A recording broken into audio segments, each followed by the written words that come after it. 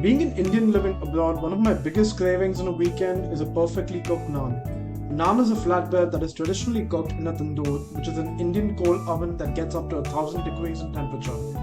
Unfortunately, for most of us, we do not have that luxury at home. After a lot of trial and errors, I believe I have the perfect way to create a homemade naan that comes closest to what you will find in a restaurant. Before we begin, don't forget to hit the like button and subscribe for more recipes. In a bowl, add half a cup of water, followed by a quarter cup of milk,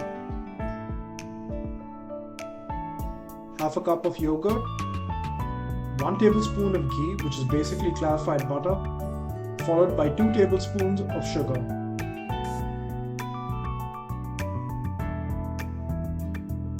Give it a whisk till all the ingredients are combined and the sugar has been dissolved.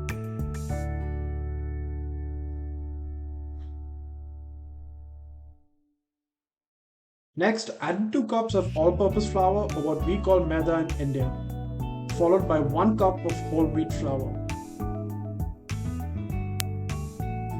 Next, add 1 tablespoon of baking powder, a quarter teaspoon of baking soda, and half a teaspoon of salt.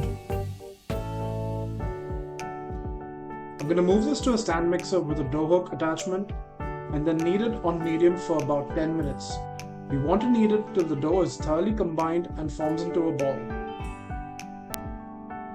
After 10 minutes, reduce the speed to low and continue kneading for another 5 minutes in order to develop the gluten efficiently.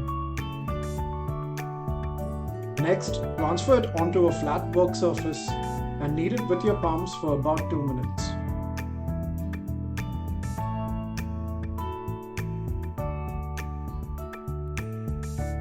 Let's now rest the dough in a bowl that has been lined with some oil for an hour.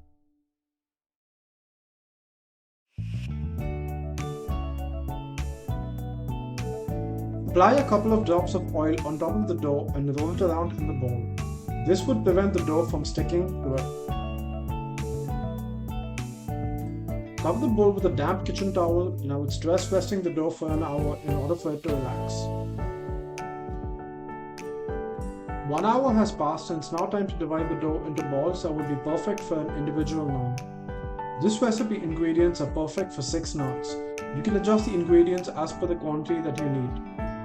Once we have our dough balls formed, rest them for 10 to 15 minutes, after which they are ready to roll.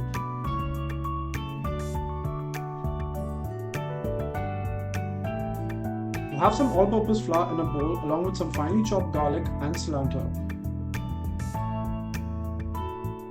We like our naans laced with garlic and cilantro, and this will add a depth of flavor to it. Take one of your dough balls and toss it in the bowl of flour, ensuring each and every side of it is covered, including the sides. This will help prevent it sticking to our rolling pin. With your rolling pin, give it a few rolls on one side till the dough flattens out, almost resembling a semicircle.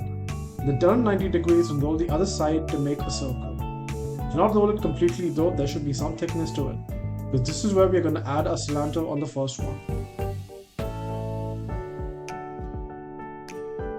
Use your rolling pin to roll it out a further inch. This will help the cilantro stick to the dough as we roll it. Once we have rolled out our dough, just so it begins to stretch back, we're going to try and give it that elongated naan shape. Now the way to do it is, place your palm gently on one side of the dough. Your hold should be gentle and firm, and you're going to hold one side of the flatbread and pull it ever so lightly till it stretches but doesn't tear apart. Remember the 1 hour resting of the dough, you're not going to be able to do this if you haven't done that. Now for the garlic naan, it's essentially the same process as before. Just gonna add a whole bunch of finely chopped garlic all over with some cilantro and gently roll it before stretching it in a similar manner.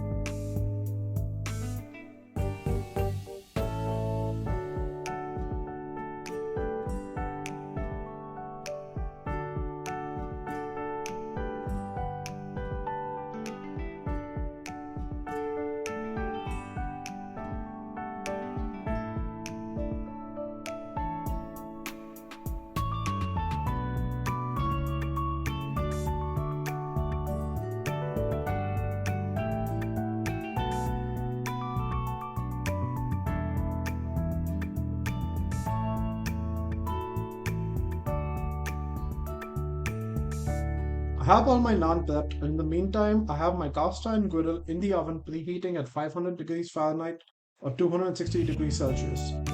That's the highest my oven will go to without knocking the fire alarm off every time I open my oven door. And yes, please use some form of a cast iron utensil for this recipe. When your oven is ready, drag the rack out in which your pan is heating and place your naan on it. Slide it back in and cook for 15 minutes. After 15 minutes, pull out your freshly baked naans.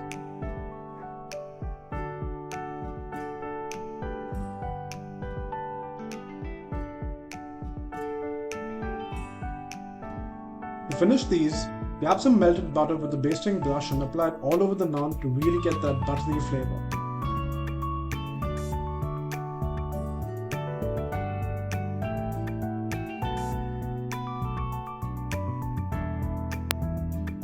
And there you have it, your very own homemade naan bread that's soft, fluffy, and utterly irresistible.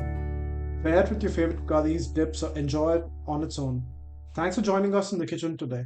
Don't forget to subscribe for more recipes and follow us on social media for culinary inspiration. Until next time, happy cooking.